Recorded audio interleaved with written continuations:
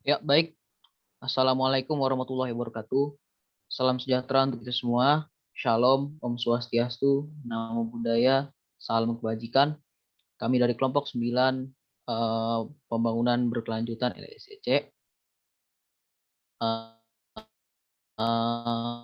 akan mempresentasikan hasil pembelajaran kami terkait materi kota hijau pada pertemuan 15. Lanjut.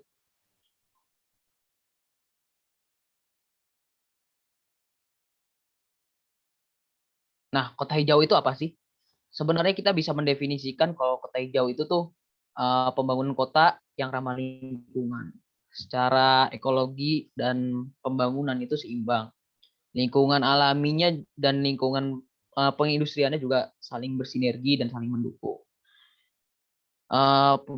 Pembangunan kota hijau ini tuh sangat erat kaitannya dengan rencana SDG 2030 atau pembangunan berkelanjutan. Selanjutnya, tujuan utama dari kota hijau itu sebenarnya tuh meningkatkan kapasitas pemerintahan atau pemerintahan kota atau kabupaten dalam mewujudkan perencanaan dan perencanaan kota yang ramah lingkungan. Juga meningkatkan kapasitas pemerintah kota kabupaten dalam mewujudkan tersedianya RTH. Juga meningkatkan kapasitas pemerintah atau kabupaten dalam mewujudkan konsumsi energi yang efisien, serta meningkatkan kapasitas pemerintah kota atau kabupaten dalam mewujudkan pengelolaan air yang efektif. Jadi pada poinnya sih sebenarnya keseimbangan ya. Tujuannya itu untuk keseimbangan lingkungan hidup dan pembangunan. Lanjut. Nah, kan tadi udah positif banget nih ya rencana tujuan dari kota hijau. Nah, sebenarnya manfaatnya itu seperti di sini bisa kita identifikasi bahwa manfaatnya adalah tersusunnya rencana aksi kota hijau ya sebagai dasar pelaksanaan perwujudan atribut kota hijau di tingkat lokal secara terpadu. Juga komunitas hijau di kota kabupaten dapat teridentifikasi. Terwujudnya peningkatan peran serta komunitas hijau dalam rangka mencapai 8 atribut kota hijau secara bertahap. Kegiatan P2KH terintegrasi dengan program Dirjen Cipta Karya, yaitu program pemukiman berkelanjutan 100-0-100. Terbangunnya RTH yang berkualitas sehingga menjadi standar acuan pembangunan RTH di Indonesia. Lanjut.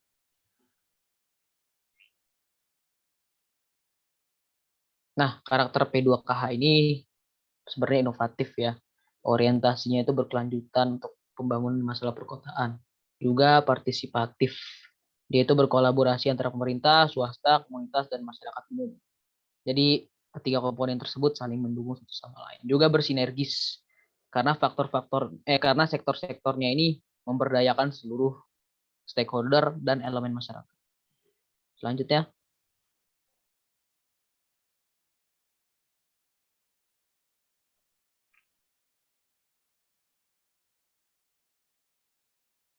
ya untuk tahapan awal dan pendukung. Tahapan awal perwujudan kota hijau ini fokusnya itu 3 atribut seperti green planning and design, green open space, dan green community. Upaya perwujudan kota hijau ini melalui tercapainya 8 atribut memerlukan peran, dukungan, dan komitmen seluruh elemen masyarakat atau stakeholder. Lanjutnya,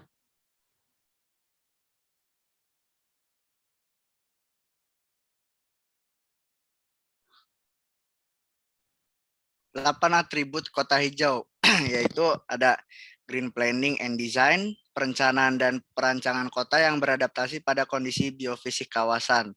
Green open space, mewujudkan jejaring ruang terbuka hijau. Green waste, usaha menerapkan 3R, reduce, reuse, dan recycle. Green transportation, pengembangan transportasi yang berkelanjutan atau transportasi massal. Next. Selanjutnya ada green water, yaitu efisiensi pemanfaatan sumber daya air. Green energy, pemanfaatan sumber energi yang efisien dan ramah lingkungan. Green building, pengembangan bangunan hemat energi. Green community, kepekaan, kepedulian, dan peran aktif masyarakat dalam pengembangan atribut kota hijau. Konstruksi bangunan yang ramah lingkungan menjadi sebuah elemen vital dalam perwujudan kota hijau. Next.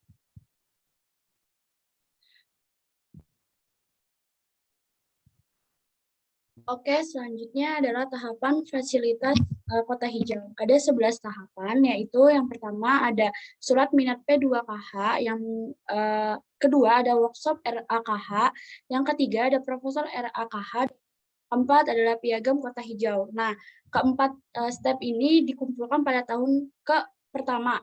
Terus tahun kedua itu ada pembentukan tim swakalola dan FKAH, terus penyusunan master plan kota hijau, terus yang ketujuh ada penyusunan peta komunitas hijau, yang kedelapan ada festival dan aksi kota hijau, dan yang kesembilan adalah penyusunan DET RTH. Ini dikumpulkan pada tahun ketiga. Lalu tahun kedua. Lalu tahun ketiga itu tahun yang terakhir ada pembangunan RTH dan pengembangan RTH. Lalu selanjutnya ada contoh kota hijau di luar Indonesia. Yang pertama adalah Copenhagen. Copenhagen adalah salah satu kota yang paling layak dihuni di dunia. Hampir 2 juta orang di kota ini sangat patuh dengan aturan perencanaan dan kebijakan lingkungan hijau. Tujuannya untuk menjadi kota besar yang bebas karbon pada tahun 2025. Infrastruktur di kota ini juga dirancang agar kondusif untuk mereka yang senang bersepeda dan berjalan kaki ketimbang mengendarai mobil. Terus yang kedua ada Amsterdam. Amsterdam itu hampir semua orang di Amsterdam ini naik sepeda dan telah melakukannya selama beberapa dekade. Ini adalah salah satu kota yang paling ramah untuk bersepeda di dunia. Hal ini disebabkan karena pemerintah menyediakan fasilitas yang sangat baik, termasuk jalur sepeda yang dilindungi dan ketersediaan di parkirannya. Bahkan disebut kota ini memiliki lebih banyak sepeda daripada orangnya. Lalu yang kedua ada Stockholm. Stockholm adalah kota pertama di Uni Eropa yang memenangkan Eropa Green Capital Award, sebuah penghargaan untuk kota terhijau di Eropa dengan perencanaan lingkungan kota yang berkoordinasi yang mulai pada tahun 1970-an, Stockholm kini menjadi kota hijau terbaik. Salah satu misi kota ini menjadi kota bebas dari bahan bakar fosil di tahun 2050. Tidak heran jika Stockholm menjadi salah satu kota terbersih di dunia.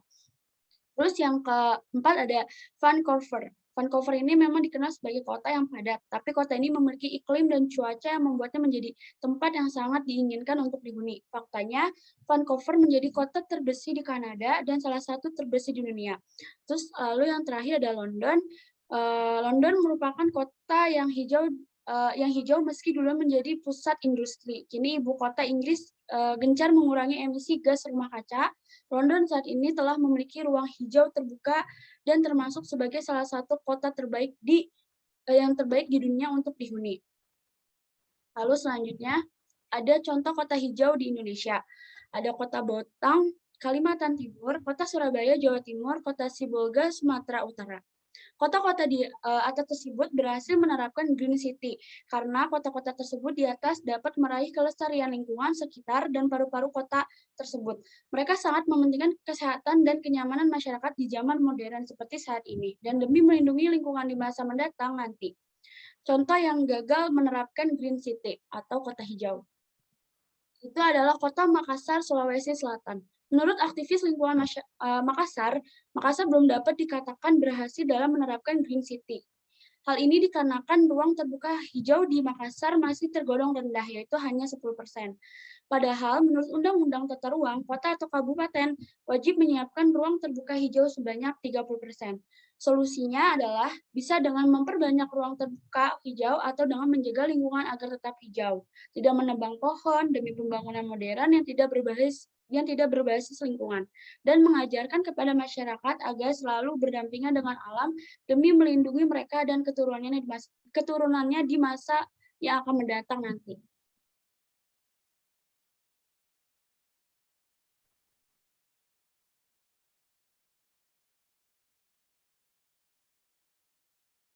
Ya, ini gimana Naya? Udah selesai? Ya, baik. Itu tadi presentasi dari kelompok kami. Mohon maaf atas segala kekurangan dalam berkata-kata maupun kekurangan media yang kami sediakan. Semoga informasi tadi dapat bermanfaat bagi teman-teman sekalian. Baik, terima kasih. Wassalamualaikum warahmatullahi wabarakatuh.